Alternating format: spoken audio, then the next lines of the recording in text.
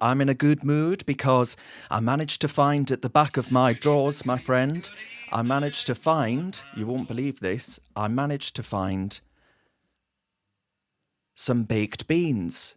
So I won't be going hungry after Rachel Thieves has robbed all blind come the autumn, because this, make no mistake about it, this was laying the groundwork for tax rises. That's exactly what's going to happen. Mark my words. So if you've got money, buy some shares in Heinz beans, because that's what we're all going to be eating come Rachel's revolution. It's beginning, my friends. I'm telling you right now, they are a bunch of charlatans, ideologues, and they are not standing up for us as the British public. I'll tell you that for free. Other beans are available, by the way. Heinz, probably unaffordable these days under Rachel Thieves' economy. Probably going to have to buy, I don't know, the Aldi alternative. Now, Reeves. What did I think of Reeves today? Where do I start with this one? Actually a little bit angry at the arrogance that she displayed. She had a sort of, her face was filled with gloating, and it felt like she had no element of contrition whatsoever. You know, she came into power on a promise to balance the books, to get Britain's foundations, economic foundations fixed and ready for the future. Has she wholly done that? No. Not at all. In fact, what's happened is the OBR has slashed in half its growth predictions for this country. You're seeing the benefits cap being slashed, but not for migrants, for the British population. So strap yourself in, because I've got a lot to say on this. Now, here she is in action, and she delivered a spring budget that might as well have been titled, as I say, Brits last, every bugger else first. And look, I've never expected a Labour Chancellor to deliver a budget that I would particularly like. I think that's probably fair enough to say. But I did think they might at least try to pretend. But instead, all we got was a dreary, recycled, economically illiterate list of promises built on total fantasy forecasts, built on continued mass migration, and built on the delusion that if they just keep taxing you that little bit more, maybe everything will be all right and the economy will suddenly bloom. Oh, socialist utopia. Yeah! Spoiler alert, my friends. It won't. So, according to the Office for Budget Responsibility, the OBR, that is, it's the watchdog that was set up by George Osborne to make sure that chancellors couldn't spend beyond the nation's means. Didn't bloody stop them, did it? They found that our tax burden is heading for the highest level it's been since rationing. So since we actually had to ration the British economy. And as I predict, that's before she hikes them again in the autumn. So I tell you, the only thing that's growing under Labour is the size of the taxman's wallet. There they are, the parliamentarians. Come the next election, they'll be running like rats down a drain pipe after the electorate give them very short shrift. Because the taxman's wallet is growing. But are your public services getting better? Are you able to sustain the hit of your broadband going up, your mobile phone bill going up, the cost of your food shop going up, your energy bills the highest in the Western world? I very much doubt the answer is yes. My email inbox is absolutely stuffed with people saying, I don't know what I'm going to do. I have no idea how to sustain this constant bombardment that this woman is inflicting upon the nation. And I tell you what, the number of people that'll be queuing up to leave the country, that's going to turn from not a trickle, but a flood. A flood. There will be a flood of people going to the likes of Australia, going to the likes of Dubai, going to the growth markets of the world, where 1.7% or whatever it is, that she sat there and she said, we're going to have 1.8% economic growth come the end of this parliament. That's 2029, pet. 1.7% growth. That's Nowt. Goodness gracious me. I mean, back in the day, back in Maggie's day, for example, it was double-digit figures. 1.7%. You've got to be kidding me. You're pulling my piddle. So, Thieves, right, she had the goal to tell us all that this was a budget of opportunity for young people. I know a fair few young people. I've got 2 younger brothers. And I think one of them struggling to raise a deposit, the other in the rental market. And she has the goal to turn around to people like that and say that this budget is an opportunity for young people. The OBR, the Office for Budget Responsibility, they predict that unemployment will rise across this entire parliament.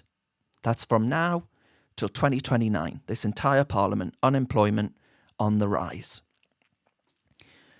So tell me this, Rachel. How will you look someone like my brothers in the eye when they lose their jobs? Will you tell them that actually they had so many opportunities under your budget come 2029 when you ask them to vote for you? In fact, I wouldn't count your chickens just yet, pet, because I very much doubt you'll still be Chancellor of the Exchequer come 2029, given that you've made such a monumental cock-up over everything thus far. But tell me how young Brits are meant to get jobs after they've been sacked because of the national insurance increase on employers, that they'll then be competing with a tsunami of cheap foreign labour and the government's own policies, of course, totally strangling economic growth. And you say to young people, house building's going to reach a 40-year high of 1.3 million homes in 5 years. That sounds hunky-dory on paper, maybe, but guess what? Those homes won't be going to our young people, to your kids, your grandkids. Not when immigration is running at record levels. We had a city the size of Birmingham come here last year. Those houses will be going to the newest arrivals, because guess what Yvette Balls wants to do? Mrs. Balls. She wants to get people out of hotels so she can turn to the British public, assuming that we're all stupid, and say, look, we've cut the hotel bill, because instead it'll be transferred into the social housing bill. So the councils local authorities will soak them up. And it won't be our people, our young people, getting the social housing. Rachel will say, well, you can stay with your mum and dad, you can stay with granny. Immigration is going to destroy their futures. They'll be going, those houses, even actually those jobs, they can compete for lower wages, will be going to newer arrivals. Whilst the young people that she says they've never had it so good under Rachel, they'll be living with mum and dad well into their 30s. But Labour don't give a flying flamingo. As far as they're concerned, more migrants, well, guess what that means? More votes, and they're going to need every bloody vote they can get their little mitts on, I'll tell you that for free.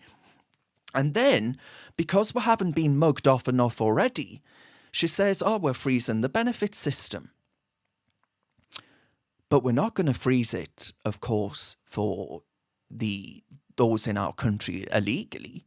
Rachel Thieves, she wouldn't dare touch their handouts. She won't stop the hotels, maybe build a big detention centre. Instead, put them all in there. The social housing handovers, the special legal protections. No, the Chancellor, bed, board, benefits, you name it. The Chancellor's decided that the only people in Britain who should feel the squeeze are the British themselves.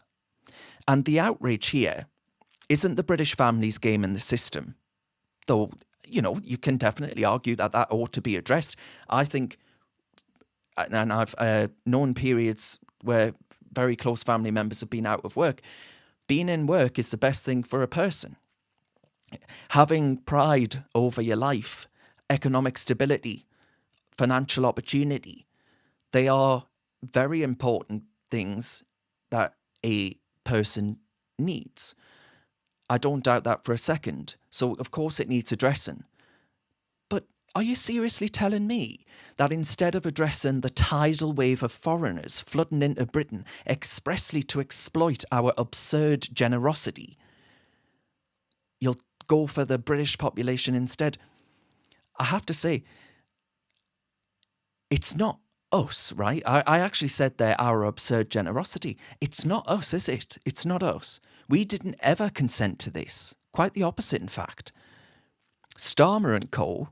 remarkably chilled about torching, what is it, £5.4 billion annually. That's 14 million quid a day. Don't forget that, 14 million quid a day. What could that be spent on, I wonder? Farmers, pensioners? We're spending that instead on illegal migrants. You couldn't script it. Unless you were writing, I don't know, a parody of what Labour would do in power, maybe then you could script it. But it's not a parody. It's policy. It's ideological. It's deliberate. It's targeted. It's all been done with a smug smile from that dispatch box. See that grin across her face? From a party that still expects your vote despite grabbing your face and rubbing it right in to the mess they've made out of this country. How dare she turn round to the British public and try and suggest that they've been a good thing over the past, since July of last year? How dare you? She was like the cat that got the sodden cream while the rest of us can't afford sodden cream.